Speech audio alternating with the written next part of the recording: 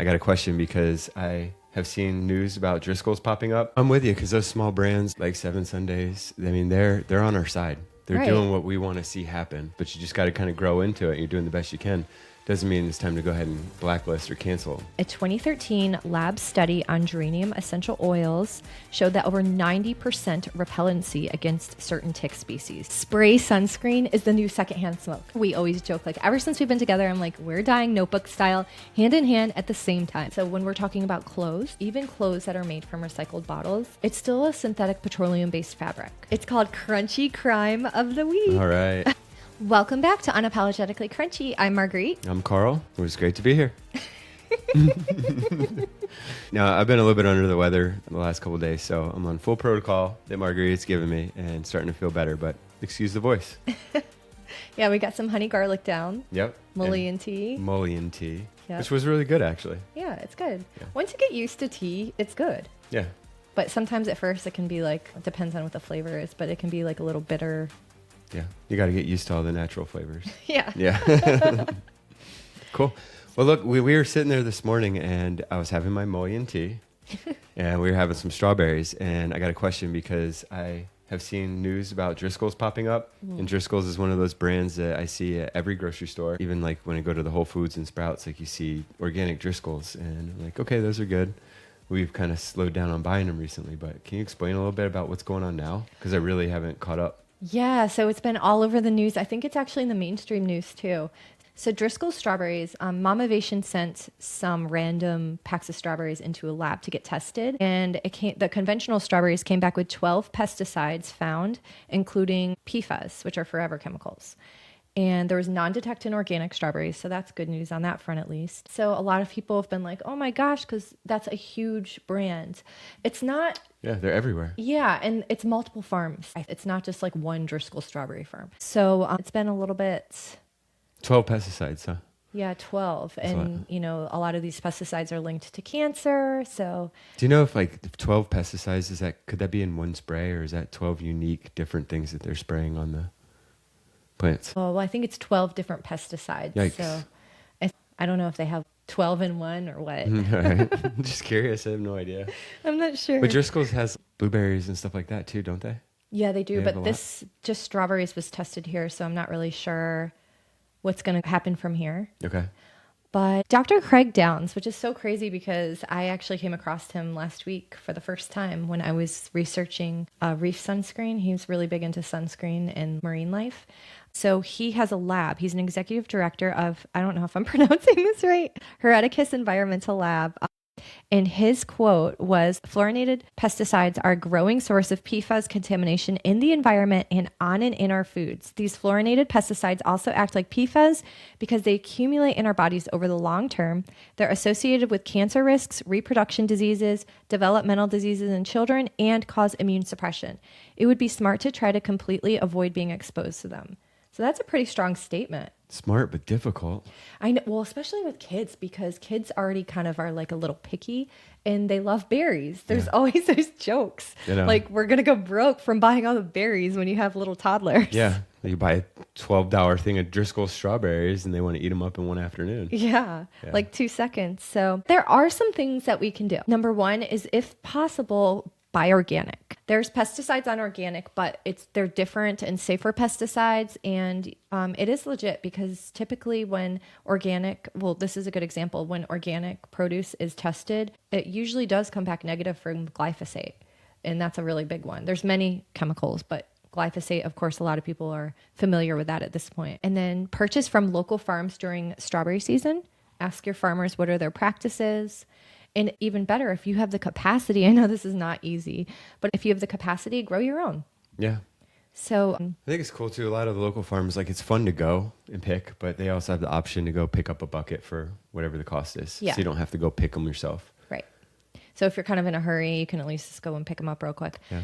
And then I think a lot of people know this, a lot of people do this, but just in case, wash them with filtered water. Baking soda works great for pesticides. It's been shown in research. 2 teaspoons to 4 cups of water, let it soak for 5 to 10 minutes. Or vinegar also works. A half a cup of vinegar to a cup of water. Just don't mix baking soda and vinegar together. Yeah. because it triggers a chemical reaction that neutralizes both agents. So we don't want to do that. Yeah, and the vinegar doesn't change the taste or anything like that. Yeah. Like it's all good. Yeah, I never taste vinegar. We always use vinegar on our berries, and I use baking soda on everything else, and we never taste vinegar. No, it's always good. Yeah. But it's cool. If you never did it with strawberries, try it, because all that dirt and just crap all sinks, and it's really gross. I know. I don't know how else to say it. It's just disgusting. Remember, because it comes out of the ground. Yeah. And remember years ago when you were like, I don't have time. I'm not washing my berries. But I grew up with my mom doing that. So to me, I'm like, no, you have to wash them. Yeah. And I started showing you the water, and you were like, ew. I was like, this is why. Well, I always had it in my mind. It's like it just came out of the ground. Like if I was walking by, I would eat one too. But yeah I guess no. Yeah. It's still a little dirty. That's a big thing going on right now. So we can't. Driscoll's is out there. 7 Sundays is in the news too for similar Sundays situations with glyphosate. Yes. So 7 Sundays is a cleaner brand of cereal. They also have like little cereal snackies, and they're not organic, but a lot of their lines of cereal are glyphosate free, like the certification. But some of them aren't. I think like their sunflower cereals, we have some sunflower cereals in our pantry right now, and they do not have that certification. And those are the ones that there was tons of glyphosate found in testing, even more than Cheerios.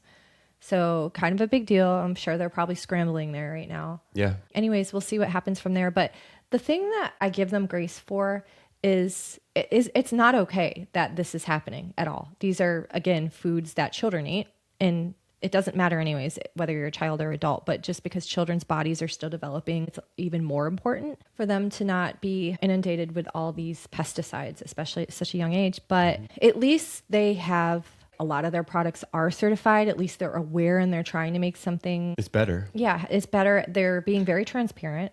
They took accountability. So I give them grace for that. Yeah, I saw the post they put up, and it's really cool to see them address it that quickly. Yeah, I would be fine buying from them again as long as they fixed this whole issue. Yeah. Which I'm sure that they will. So, okay, there's so many things with brands, and some are so deserved, but sometimes this is all new. You know, it sucks that this is even a thing. We should not even have to worry about any type of chemicals in our foods. It's like crazy. But toxic chemicals in our foods. Think about it though. A lot of this information is just coming to the forefront. A lot of these studies are just kind of showing these results in recent years. So sometimes it's going to take a little bit of time to kind of get it right. And I think like the bigger brands, they should know better. Yeah. But the smaller brands that are trying to make a difference by coming out with healthier food, it's not going to just be smooth sailing. So I do think it is important to hold brands accountable, but also in some situations, like have a little bit of grace, give them some time, take a little bit of a break, let them work out their quirks. And once they prove that this is not a problem anymore, then there we go. Right.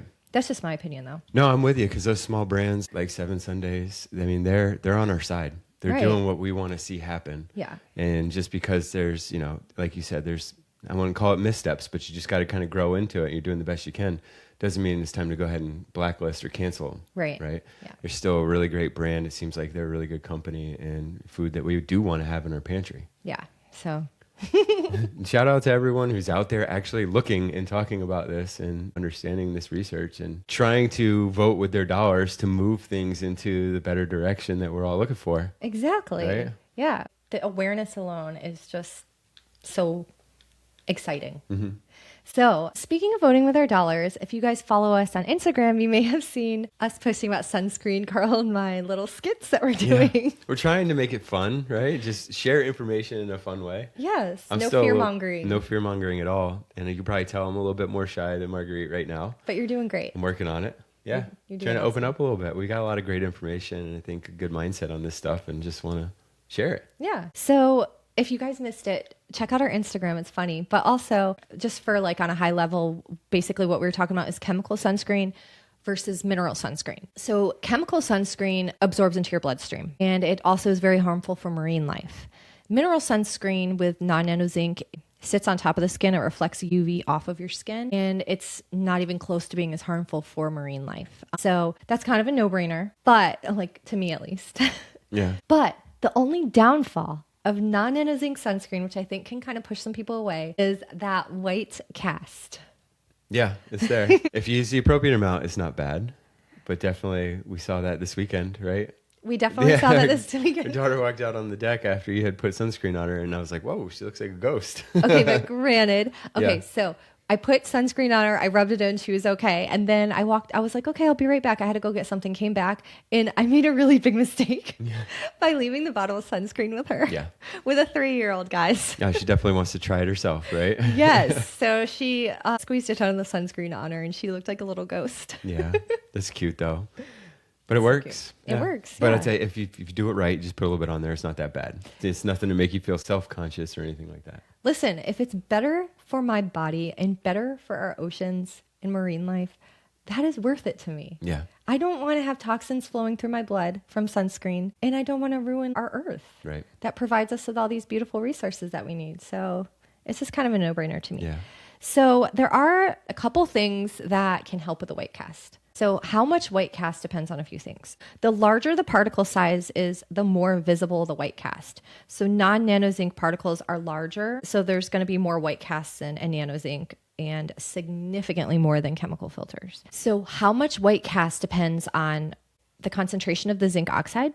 The higher the SPF, the more zinc, the more white cast. The base formula, so tallow or oil-based formulas, they blend better than water-based. Skin tone, so obviously a white cast is going to be more visible on deeper skin tones. And the application technique. So a little goes a long way. Blending well helps significantly. So I got a quick question. Is there a spray version of mineral sunscreen? So we definitely want to avoid aerosol sprays for Well, yeah. sunscreen. But there is one, I can't remember the brand. I'll check it and post it on Instagram. But there is one that has a regular spray. So yeah, you can find them here and there, but it's usually just like the lotion. Yeah. Okay, cool. Yeah. So, I mean, to go along with that, you're talking about aerosol. I'm not a fan. I just was curious. But after digging a little deeper and understanding the chemicals and the harm to the environment, which you could probably just assume, but you never really think through it enough, or you think it's not enough to make a difference. It's but normalized. It's normalized. You think, oh, it's not a big deal. But then you look around, there's 100 other people doing the same thing at the pool. And then you times that by 1 million pools across, the country, whatever. Ever since kind of understanding that now, when we do go somewhere, if we're outside, sporting event or at the pool or something like that, and I see people spraying it all over and it's going up in the air, lathering it all over themselves, it's like, okay, this is kind of gross. Yeah. This is terrible. Like, I don't spray that where I can smell it and where it gets on me, because I really don't want that on there. And we saw this at Target the other day too. There's a lot of options with different fragrances. Yeah. Like, why are we going there with sunscreen? Like, let's stop. Right? Especially when we're in water. Yeah.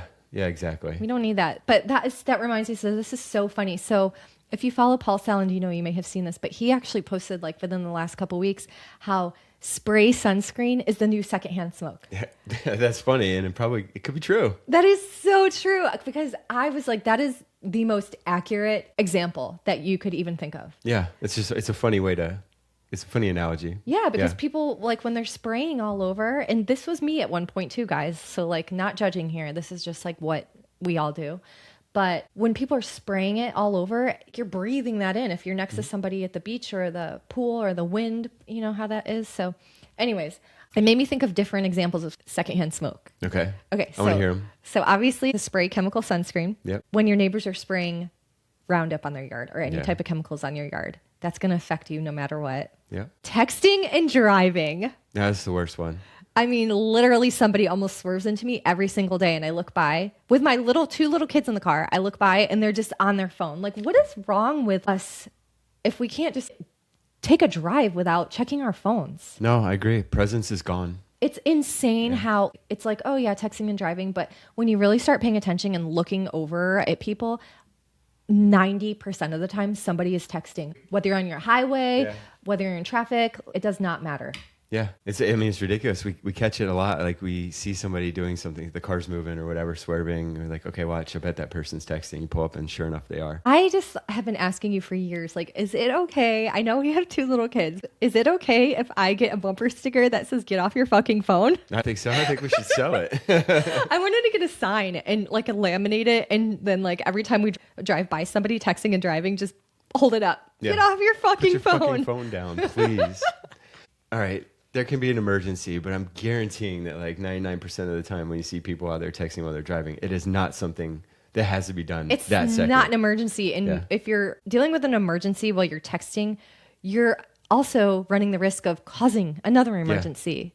So let's think. The best one too is I pull up next to somebody and I see them scrolling on Instagram or something. Like, oh my God, let's just take 10 minutes. It's crazy. Move away. Okay. Also, air fresheners and candles in public places. Yeah. Toxic ones. Yes. And then this one is a little bit of a reach, but it's a thing. Okay. When you walk outside to go take a walk in your neighborhood and you smell fabric softener through the dryer vents. Yeah. In our air. I know. I don't know how bad that is for you. I'm sure it's not good, but you can definitely smell it. It gets me every time. Thank you to the trees that clean our air for us. Yeah, seriously. Let's stop cutting them down. Yeah, seriously. Leave them. That's what our son always asks me. He's like, Mommy, why do people cut trees down? Yeah. Like, well, sometimes there's reasons, but yeah, people cut way more down than they should. Yeah, absolutely. Those are really good. I like those, secondhand smoke. Those are the new secondhand smoking. And just on our last podcast, the registered dietitian, Jim White, said that sitting is a new secondhand smoke too. He did, yep. That's completely different than what we're talking about, but still. Being so sedentary is just horrible for you. Yes. I am guilty of that sometimes working. I don't get up enough to move. I know. Got to do it. Gotta it's get so outside. important. Just to get the blood flowing. Yeah. Stretch a little bit. Yep. Yeah. The other one too, you'll see, I think in some content coming up, but we were doing our videos and I think there's one of me walking down the laundry detergent aisle. And that was a rough one. So hopefully it's as funny as it seemed when we were there. We'll see. Yep. It is, but it's also true. And I think that anybody who's eliminated artificial fragrances from their life can totally relate. Yeah, definitely. Yeah. Okay, so what's next? How about we talk about how you always want to watch narcos and crime shows at bed? Yeah, all right. Monitoring the content you put into your brain before bed. I cannot watch any of that stuff anymore. Okay, I used to love Narcos. I used to love watching all those shows because I know I'm like living under a rock, but I never knew about any of that had happened. So when I first was introduced to it, I was just like, yeah. Well, I do like those shows. At some point lately, anyway, it's been kind of a joke. yeah, Get in bed. I'm like, hey, want to watch Narcos? It's like, hell no. Let's put on something better. no, Like, yeah, I gotcha. I just never really thought too much about it. I just, whatever I'm interested in, I want to put on before bed. But that's terrible for me. yes, because it gets into your subconscious. Yeah. And that's one thing. And it could raise your cortisol and just get you kind of going before sleep. yeah. And the same goes for like crime dramas or documentaries, true crime, even podcasts. Like if you're listening to stuff, any violent news, doom scrolling, like end of the world is coming, like that's stressful. Arguments on social media, our subconscious processes that and rehearses it all night when we sleep. Yeah.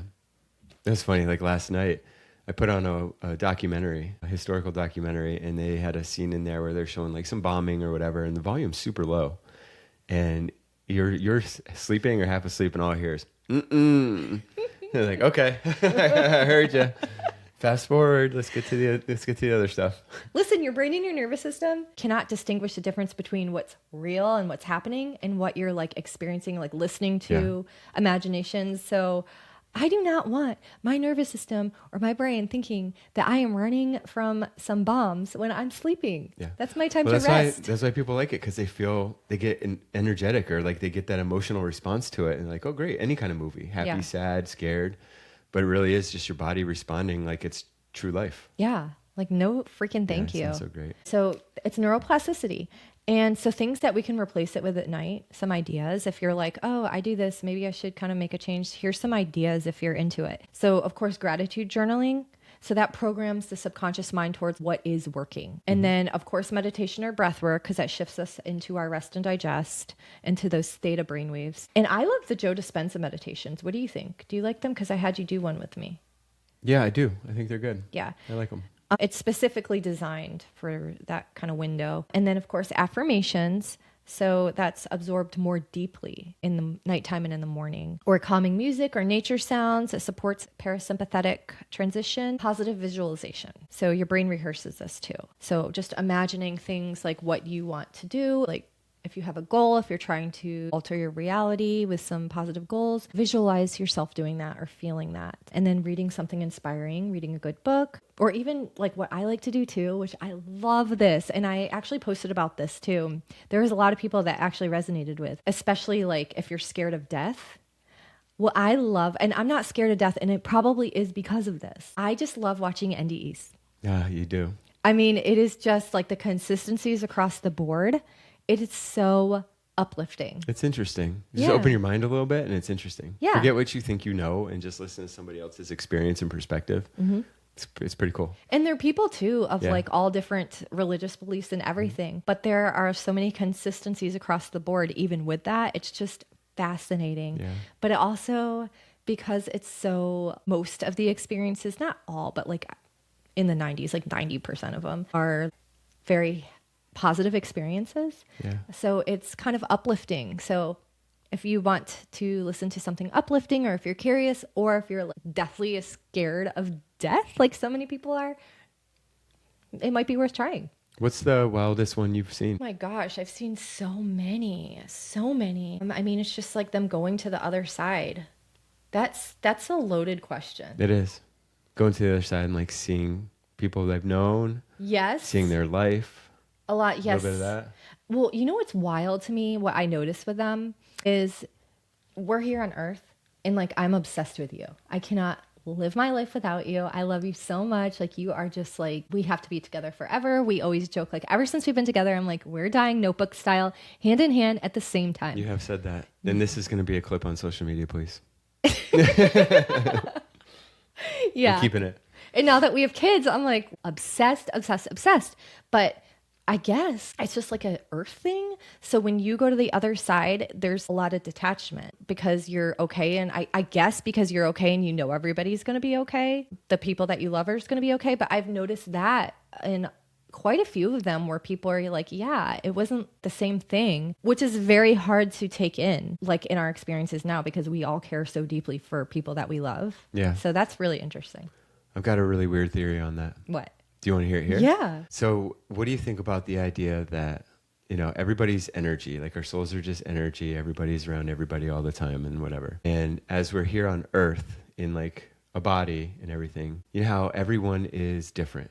Everyone looks different. Like no two people are exactly the same, which is crazy. Yeah. But do you ever consider that since we're all energy, when we're here on Earth, like the way that we can see each other in this 3D or whatever, everyone has to be unique and different so that you can actually see them and experience this type of living, I guess, for a little while. But then obviously once the body's done, you go back to the energy collective, which is why maybe like at the point of death, you feel dissociated from the physical, but you're okay because you know everything's just energy and everybody's coming back. They're just spending some time in their skin suit for a little bit and experiencing what's going on here. Right. But everybody has to be uniquely different so that you can actually see them. Yeah, yeah. Or, you know, I think too, one thing I noticed about the NDEs and what you're saying right here is I think a lot of it has to do with interpretation, just like your perception, which is different. Yeah, interesting stuff. Very, very interesting. And it's interesting how I notice my dreams are very different when I fall asleep watching things like that. Yeah. I love it. So anyways. We'll go down that road another day. I know some people are probably like, listen to these woo-woo. Off. Yeah. Quick. Oh, so our last episode, we talked about how we were elevating our kids' mud kitchen. Yep. So that Super was cool. really fun. So I do have a complaint, but let's keep going. what's a complaint? No, keep going. Okay. So yeah, that's been really fun.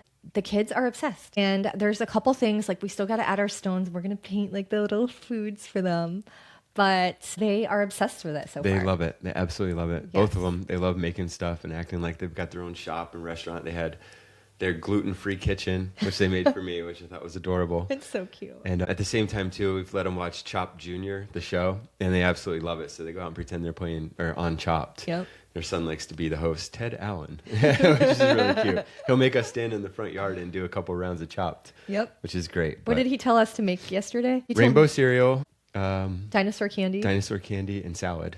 Yes. Yeah. Yep. He comes up with some crazy stuff, and it's awesome. It's so awesome. I got him with the dinosaur candy because I found a piece of mulch and a little piece of chalk that they had left outside. So I drew dinosaur on it, and he's like, "Whoa, shit, that's awesome!" I got it. I think I still got Chopped though. I won that round. Yes, I think you did. The mud kitchen is awesome. I love it. It's so much fun. They got to paint it though, which I think will make it really cool. Yes. My complaint is they throw stuff all over the yard. And we have to go out and clean it up or make them clean it up, and that's always fun. Yes. And also, well, this is actually kind of funny because we don't spray our yard with any chemicals. And so we're having a lot of wasps want to like make their homes at our house. And Carl keeps having to knock them down with water, which we're about to get a non-toxic spray on our house, around our Carolina yard. Turf, shout out. Yeah, next episode. So that's what I noticed is like some of the dried flowers that are attracting some of these wasps or whatever bugs. Thankfully, not like our honeybees or anything. And so what I think's been the easiest is having a bucket and just having them dump any of the water and all that crap in it. And then we can just dump it in the back. Yeah. It's all nature stuff. It's all like dried herbs and This stuff they find around the yard. yeah, pine cones. Half the sand from the sandbox. Yeah. So it's really fun. We'll post about that too this week. Super fun idea. Yes. And speaking of spraying in the yard, a lot of people are talking about ticks right now. So I was looking up some natural ways to repel them from our animals because last year we did find a tick on Stella. And so I found that rose geranium is a pretty good option. Now, just like with anything medical, always have your vet approve this. This is not medical advice for pets. But just from a general level, a 2013 lab study on geranium essential oils showed that over 90% repellency against certain tick species, such as the Lone Star tick in controlled environments. So I think it's a good option for dogs, but you definitely want to make sure it's heavily diluted in like a safe carrier oil. Yeah, I was about to ask, how do you give it to them? You got to dilute it. You could use like almond oil or coconut oil, maybe even water. I don't know, but run it by your vet. But do they something take it orally or you put it on their body? No, I think you can just like put it on their neck or something just like like that. a little dab or two, like Yeah. the old flea and tick medication you put on the back of their neck. Yep. Yeah. Gotcha. Yes. I'm thinking about doing that for our dogs too because we have woods in the back. That sounds good. And you know what we're going to do this week? And it's kind of fun. What? It's called Crunchy Crime of the Week. All right. We're going to talk about recycled polyester. Okay. Even when it's made, okay, this is plastic. I think it's greenwashing. I'm very against recycled polyester because we normalized wearing it and then just labeled it sustainable. But is it really sustainable? I don't know. Okay, so even when made from recycled bottles, and so when we're talking about clothes, because I'm really into non-toxic clothes, even clothes that are made from recycled bottles, it's still a synthetic petroleum-based fabric. And it doesn't biodegrade and it still sheds microplastics. So this is not a sustainable option in my opinion. And so I just thought I'm going to mention it and see what everybody else thinks. Because sometimes we just think that this is normal. It kind of reminds me a little bit of regrettable substitution where they take out something that's concerning and replaces it with something that's just as concerning. So I don't know. I want to know you guys' thoughts. What do you think? And I'm not saying like, oh, we can't ever have polyester. If I'm like obsessed with an outfit or something and it's polyester, yeah, I'll get it once in a while. But a majority of our clothes and when we're buying new things, of course, like bedding and sheets and blankets, always want to go for like natural fabric. Yeah. For us, just kind of like the sunscreen for us, but also for our environment. So that's a crunchy crime of the week. This is not sustainable. It is greenwashing. All right. I love that little episode segment. Very cool. Crunchy crime of the week. Yes. So anyways, this was fun. You did great having a podcast episode recording when you're sick. Thank you. So hats You off did great to you. as well. Oh, thanks. Hopefully everyone enjoys it. Next week, we are going to be talking to you guys all about non-toxic lawn care and pest control with a local company that we love called Carolina Turf. They are coming on and it's going to be a really good episode. So stay tuned for that. It's a great company and great people. Yeah. Great conversation. Yeah. Want to see way more of their trucks driving around this time of year than some of the others that are out there. Yes, exactly. I do not want to see the signs that I see on my neighbor's lawns, like stay off this for 2 or 3 days, whatever, because it's not safe. Right. So Cool. anyways, Have a great week. catch you next week. Peace, love, and crunch. Thanks so much for listening. If you'd like to follow along with us, you can find us on Instagram at CrunchyPod and at UnapologeticallyCrunchy. We have the same handles on TikTok too. And check out our websites at crunchypod.com and unapologeticallycrunchy.com. And if you have some tips and tricks you'd like to share with us, feel free to DM us or contact us on the website. And one more thing, if you love our podcast, please consider sharing with every single person you know who would love it. And leave us a review. Oh, and you can tell them to leave a review too. We are so beyond grateful for your support. Thank you so much. Peace, love, and crunch.